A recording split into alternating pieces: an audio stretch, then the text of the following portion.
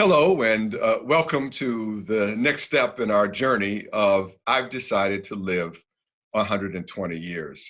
Throughout this series, based upon the really extraordinarily important and useful book by Ilchi Lee, I've decided to live 120 years, we've been meeting a lot of different people who have stories to tell or opportunities to elucidate on some of the major points that Ilchi Lee is trying to make in his book. We're learning how people have made the decision to live a better, healthier life, how they did it, and why they did it.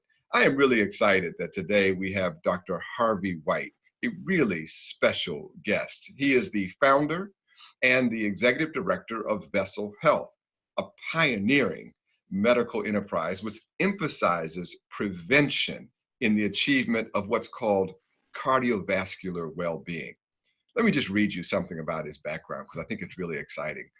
He is formerly the developer and the medical director of the Heart Hospital of New Mexico, president of the Greater Albuquerque Medical Association, a leading official of the American College of Cardiology, and former president of the American Heart Association.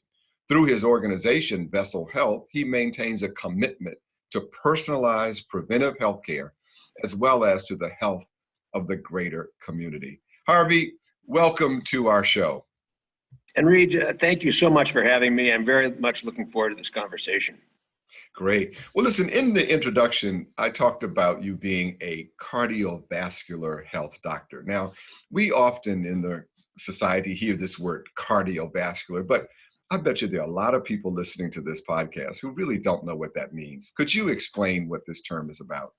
I would be happy to. And it's interesting that we in medicine use so many, terms and language that we're experienced with, but the layperson's not. So in simplicity, the cardiovascular system circulates our blood throughout our bodies and is the foundation and fountain of our existence. And that cardiovascular system, which is a set of organs, includes the heart, it includes the arteries that convey oxygenated blood to the distal or to our arms and legs and head, and the veins that bring blood back to our heart and it circulates again. I started my career as a cardiologist. Cardiologist focuses on the heart per se, but it expanded over time to include the complete cardiovascular system and the blood that circulates within it. Wow, that's a great answer. And this heart is such a miracle organ. You know, one of the things that I often try to think about when I think of the concept of unconditional love, it is that somehow, without my knowledge, without my awareness, my heart beats multiple times a minute, and it seems to do it on its own. This is an amazing organ. It is a total mystery, and it remains a mystery to me as well. When you start out in a career like you did, you're pretty naive, and you're just looking at the next step, you're taking the next step. And the first, in all honesty, 30 years of my career as a cardiologist were a bit as a mechanic. I became a total master of the craft, total master. But I still don't think that I really understood what I was caring for, either in terms of the heart per se and its importance, or the person that we care for so importantly. That's a great observation. And, so I think one of the things that I recommend to others, if when you wake up in the morning and you want to approach the day with enthusiasm, if you want to approach the day with gratitude, and we think of all that we have to be thankful for, one of those things is the miracle of this organ that is in the middle of our chest, sitting right there, that is allowing us to live. And it does its work unasked and unaided by us. This is an incredibly wonderful spiritual concept, I think. It is, and it curiously, and there was a bit of a backdoor approach to this, but we named the organization that I founded almost 10 years ago now, Vessel Health. And curiously, vessel, everybody thinks, oh, blood vessel. Yeah, well, that's kind of cool. So you do take care of blood vessels. Well, the heart is a vessel, it's a kind of just like a jar or whatever, ancient, and we are all vessels. So there's a bit of play on the words, and they're all tied together. Blood vessels, the vessel of the heart, and the vessel being yourself, and they all resonate together. What a liberating concept. And so if there was ever a motivation then to protect this special, wonderful organ that is this vessel in which so much of ourselves is poured into, that ought to at least get us motivated. You were also, as you said, really good at your craft, and you were something called an interventional cardiologist. What does that mean? And I bet you that somehow whatever you were seeing in your medical practice led you down a different road. It totally did. And it's curious, I like to leave a little mystery behind the whole thing because I don't want people to know what's totally behind the curtain. But nevertheless, my career in medicine and in cardiology began in a very primitive time. It's a time that you and I actually share. So in that particular time, when we were interns and residents, nothing could be done to take care of the heart. Nothing.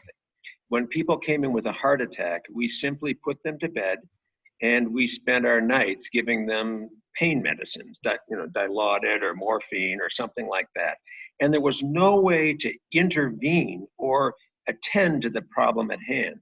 And so in the early 1980s, the domain of interventional cardiology was pioneered. And that basically involves us actually interfacing with the person and going into the bloodstream with instruments that allow us to relieve the issues, the primary issue being heart blockages or blockages in other blood vessels, from what we consider a less invasive approach. And we could actually take something that we could do nothing about, it was just natural history, and then change the course of that whole episode. So that commenced the world of interventional cardiology.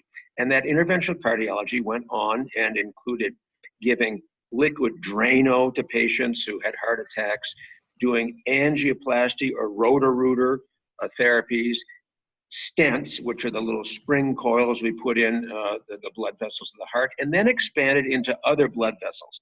So my career focused a lot on fixing blockages to the brain, both in the neck and actually in the brain itself, the kidneys, the blood vessels in the legs, and the veins that bring blood back to the heart. So that is, in a nutshell, interventional cardiology. And it began as a total frontier. It's become more of a commodity now. That is, there's an expectation, there's a corpus of knowledge, and young physicians aspire to learn that and be as best they can at that. But now I bet you that, and I've had the experience to look into the vessel and see these clots, these blockages that impede blood flow. And of course, it's like a highway. If you think about a highway and there's a traffic jam and it's all congested up, you can't get past it. And when you can't get past it, that means blood can't get past it into the brain or to other parts of the heart, and you have what's called a stroke or you have a heart attack. But I bet you one day you were looking through this blood vessel, saw that big wad of fat and plaque that was blocking it, and said, we have got to do something to stop people from getting these blockages. I bet you that you must have had an aha moment. I did, and it was a bit like Groundhog Day, is that I would go in at night. I mean, these things are like pregnancies. They happen at night most, they're, delivering babies over and over and over. And then we would often see patients that came back again and again. And curiously, I talk about this evolving career. That career coincided with a marked advancement or increase in the number of people that have these particular problems. I mentioned before you came on the air that I had spent several years in the Indian Health Service taking care of Native Americans. This was around 1980. And at that point in time, if a Native American came in with chest pain, it was very, very, very unlikely it was their heart, almost zero. So we said, if the Native American has chest pain, it's not their heart. Today, we could have a bus bring people every day from those reservations that surround us here, and I live in Albuquerque, New Mexico currently, with people with heart disease. So that has afflicted that particular segment of society more recently, but society precedented that in other areas as well. So it's a big, big issue, these issues of heart blockages in other areas. And not to kind of ramble on too long, but we are now looking also at the small vessels in the brain. We're concerned about stroke. We're concerned about heart attacks. Those are the debilitating things. But one of the areas that we're increasingly interested in is dementia. And, as we all age and our society ages, dementia and caring for our elders and eventually caring for ourselves is a huge issue. So this blood vessel issue goes to many parts of our lives and not just the commonly heart attack.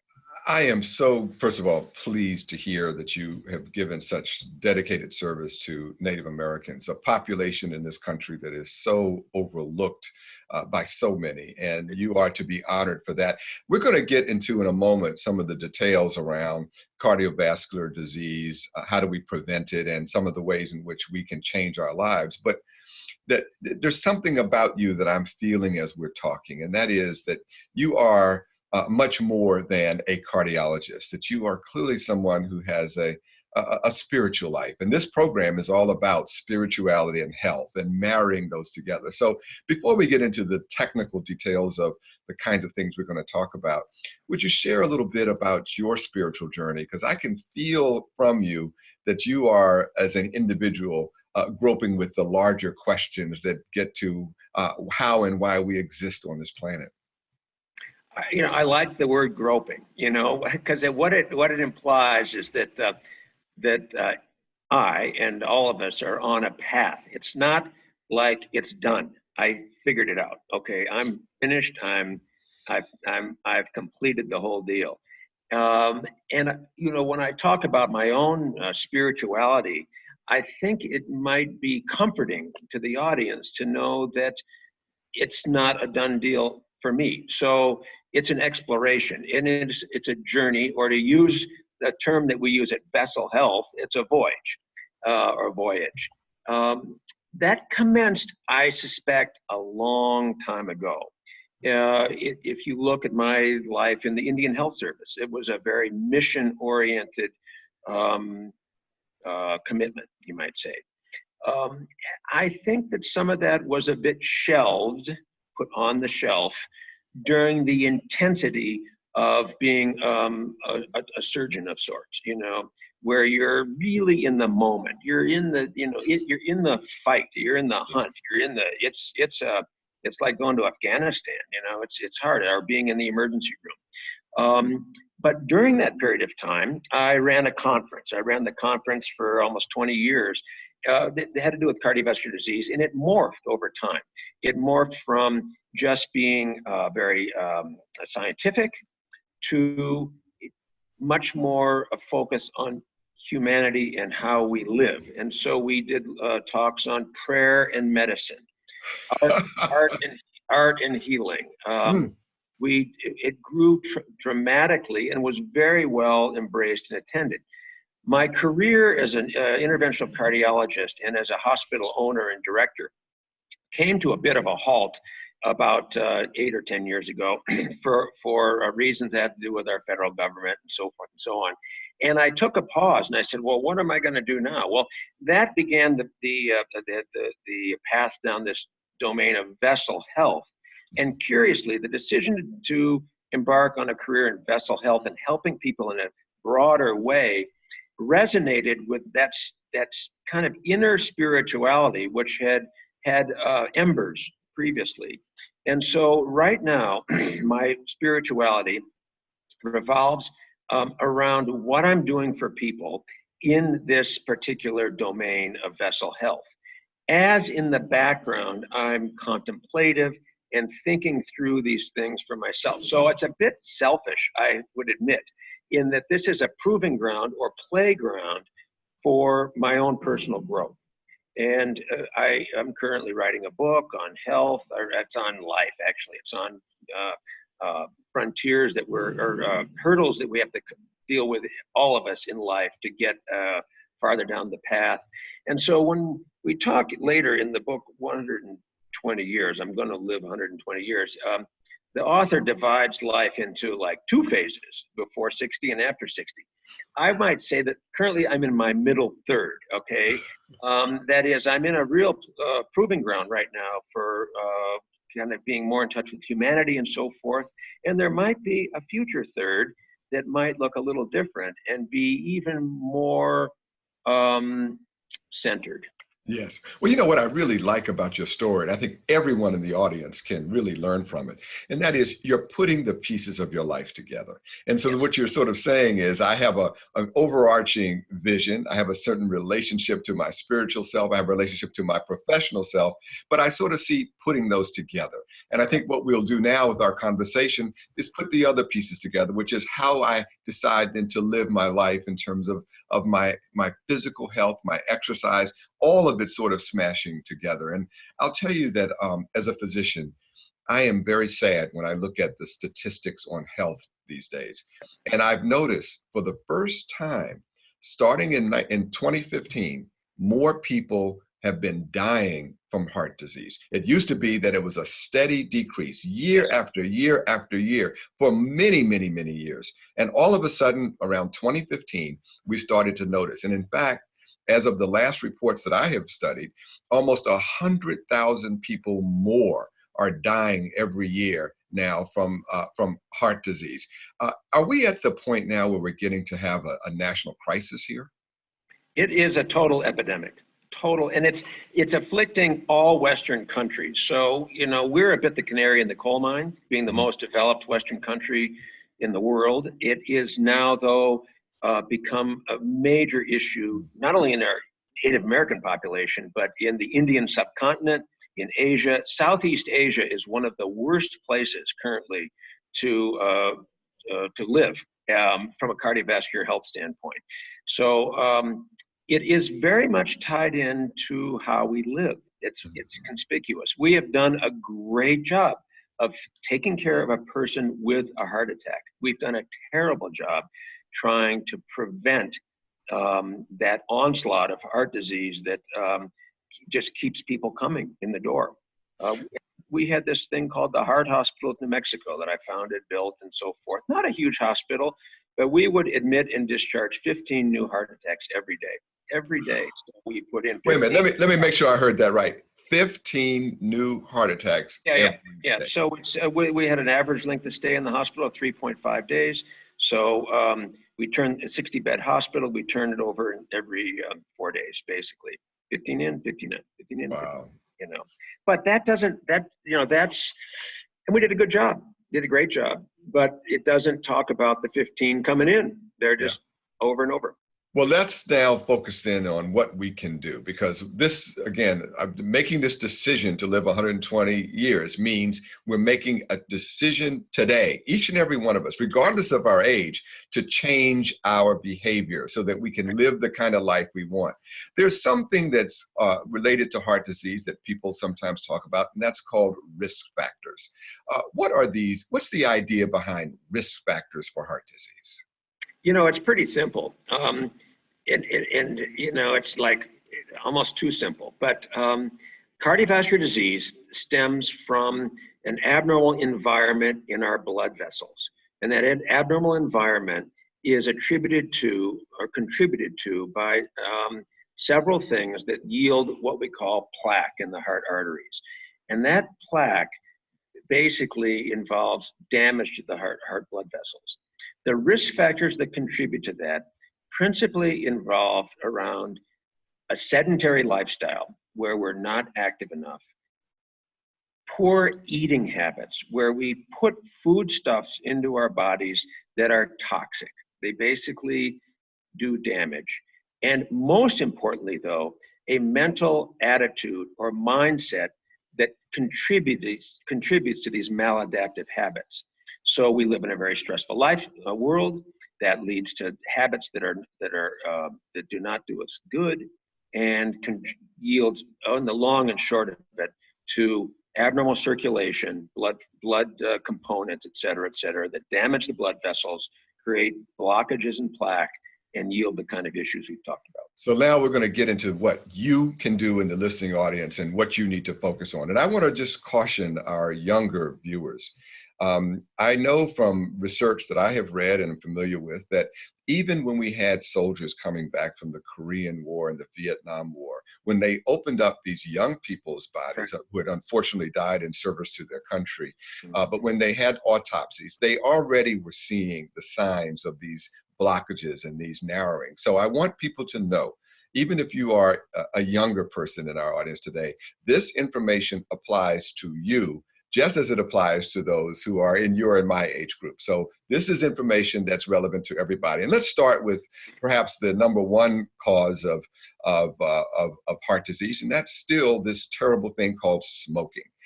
We now know that still about 17% of the American people are smoking tobacco, and now we see new commercials, if you can believe this, for these smokeless, tobacco, these jewels, which are just going to encourage more of our young people to start smoking. Why is smoking so bad for the heart? Smoking promotes this problem of atherosclerosis, or plaque in the heart blood vessels and other blood vessels. The easiest way to think about that is that nicotine transforms or changes the blood vessels from being smooth and shiny like Teflon in a fry pan to like Velcro. So Velcro catches everything. It catches lint, it catches hair, it catches everything that we don't want stuck to us. And the same pertains to the blood vessels. So even just smoking a single cigarette, the nicotine and the carbon monoxide take this blood vessel and they change it to make it more captivating, and gather stuff that's going by in the blood vessels, in the bloodstream. That's a very simple way of thinking about it. That's a very good way to see it. And none of us will forget this Velcro analogy. That is beautiful. It's internal Velcro. So what we want to make sure is everyone in the sound of our voice today, if you happen to be one of those unfortunate people that is addicted to this drug called nicotine delivered by cigarettes, today is the day for you to get motivated to stop. And please, whatever you have to do to seek out help. And also, so many of our audience members are people that are active in their communities and families. If you see others who are killing themselves slowly with tobacco, please serve as a positive agent for change. That's excellent advice. Excellent. Let's move to the second big topic, and of course you mentioned it earlier, and that's diet. And we're not going to go into the best diets today. That'll be the subject of another show, and hopefully you can join us. But I'd be happy to. But we know about this issue of fat in our diets. And again, how do we come to understand this relationship between fat and how it produces heart disease? Well, most all plaque in the blood vessels is fat laden. Okay, these are the plaque or blockages in blood vessels are very complex. There's a whole bunch of stuff in there. It's almost like looking at concrete. It's got stones in it. It's got cement, sand, blah blah blah.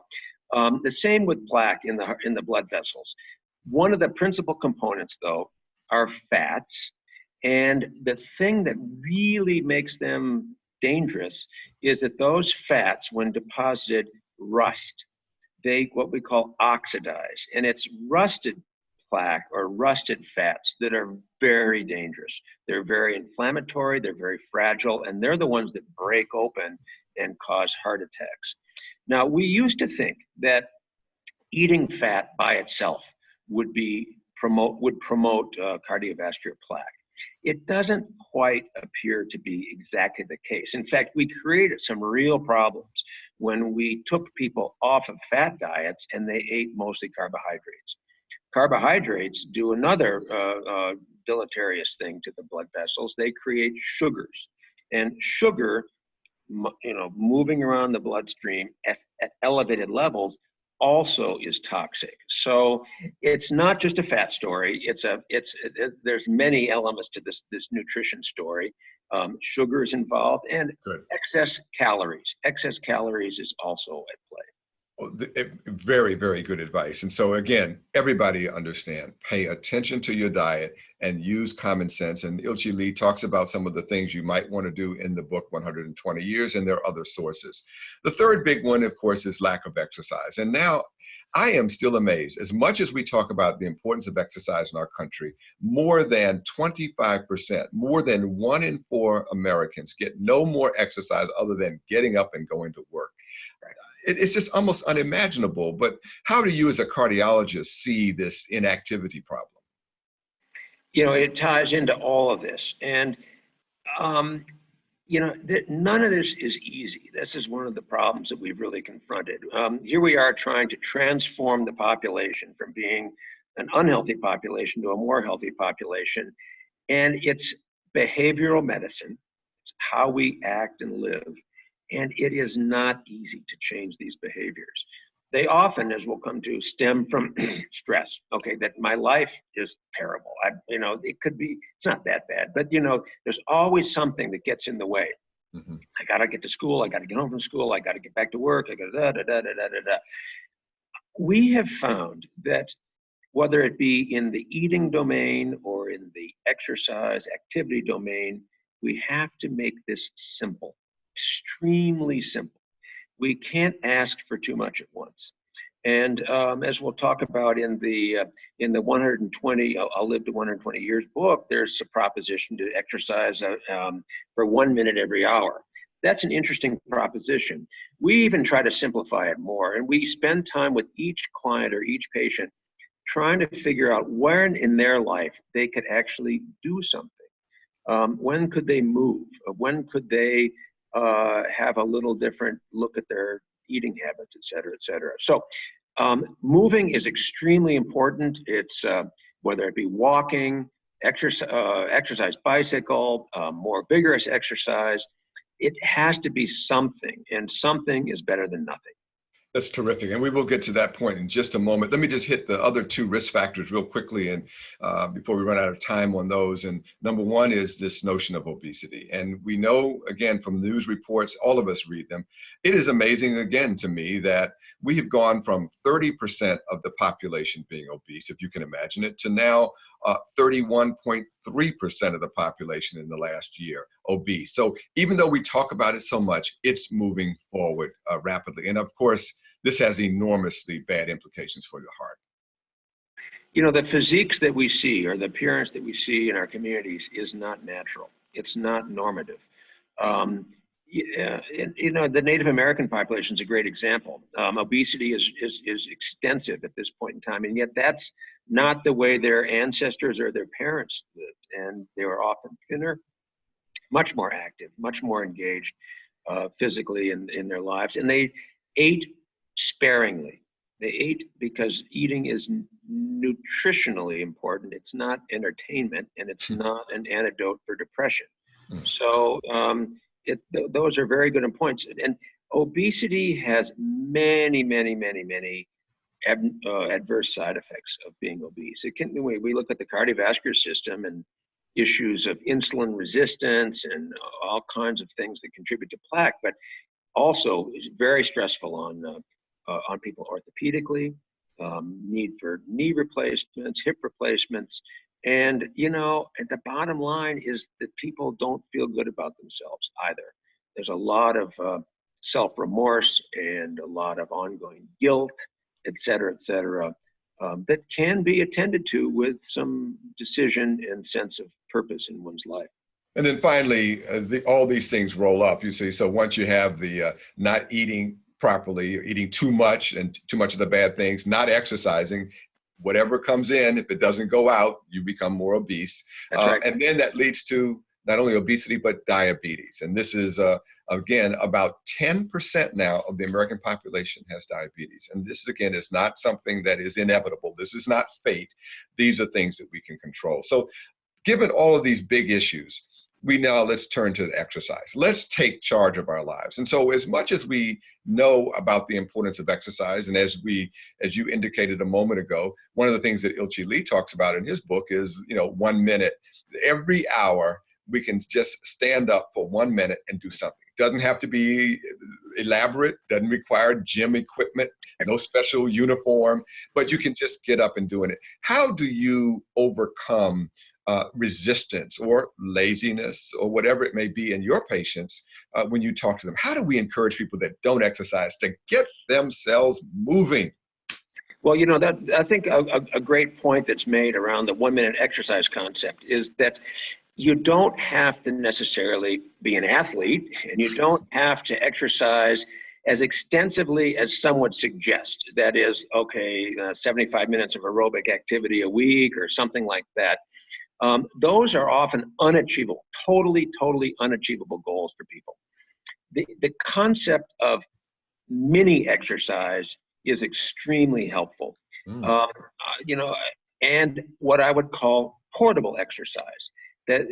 One of the nuances that's embedded in the 1 minute exercise is you can exercise in your office, or you can exercise in the bathroom, you can exercise in your bedroom, you can exercise anywhere, anytime, any place. And one of the most portable forms of exercise, of course, is walking. That doesn't really fit into the 1 minute exercise concept, but getting out and having a walk. Those can be very therapeutic, not only physically, but also mentally. So we do try to come up with partitioned moments to exercise that people make a decision about. One of the things we talk about a lot at Vessel Health is habits. How do we create doable habits? Well, they got to be doable. If they're not doable, they ain't going to get done. It's just not going to happen. They have to be easy. One needs to start today, not tomorrow or next Monday, and they have to be daily. Habits that aren't done daily don't get done. We brush our teeth every day. Around the time of World War I, which is about a century ago, only 7% of the US population brushed their teeth. That is only less than 1 in 10.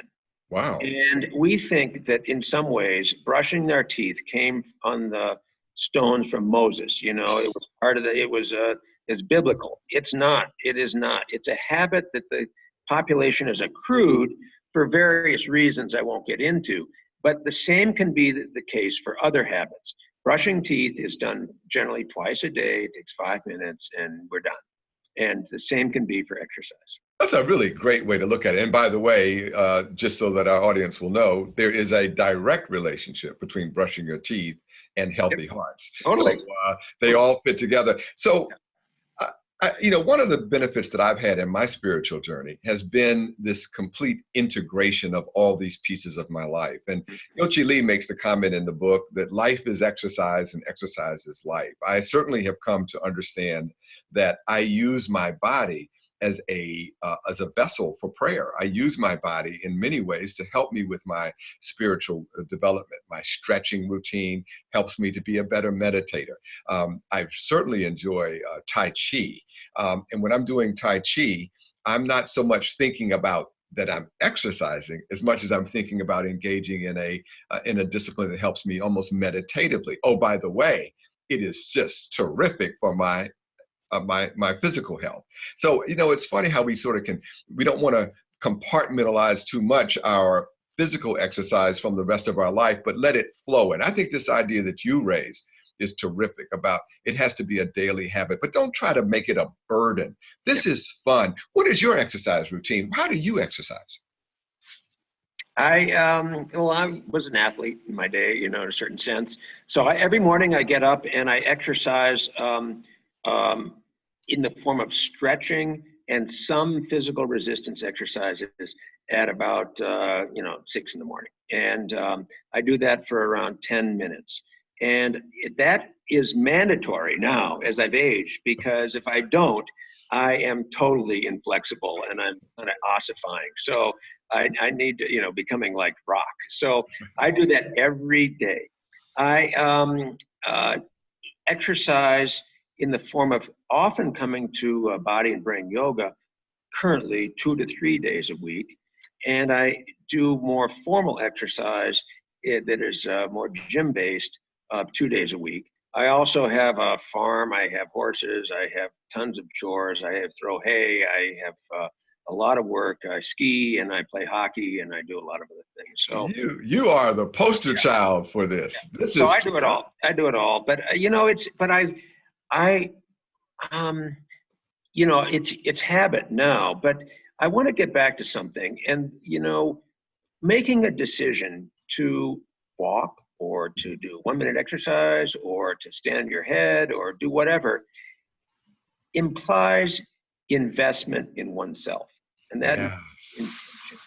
And what I've noticed the most in taking care of so many patients is that many are not in a space to commit to themselves. They're committed to other things. They're committed to everything else or nothing, but they rarely are totally inwardly committed to themselves. And one of the things that Ilchi Lee, makes so clear is really in life, there's nobody else. We are alone. It's it. There's no mother. There's not going to be any companion. There's not going to be anyone in the long and short of it that's going to make it all better and hold our hands through life. So at some juncture, it's very, very constructive to make a decision, to step back and say, yeah, I think I'm going to have to invest in myself here. And it's very, very, very effective because it has a tremendous amplifier effect. It might result in walking, but then it might result in reading something. It might result in thinking about something. It could go how you talk to people, et cetera, et cetera. So it's begin and invest. If you don't invest in yourself, nothing's going to happen. Make the decision to decide to live your healthiest life, your best life, and it starts with you. And I think your guidance is so important. And I would also just say again from my own experience, I made a decision to change my exercise routine, to do this, commit to it. But you know what I found out, and I hope that this is true for you and the people that are listening to us, it's not a chore. Once you do it, it feels so good. It feels so good to feel your body moving through space. It feels so good to see your body relax and stretch. It just feels so good just to be involved and moving.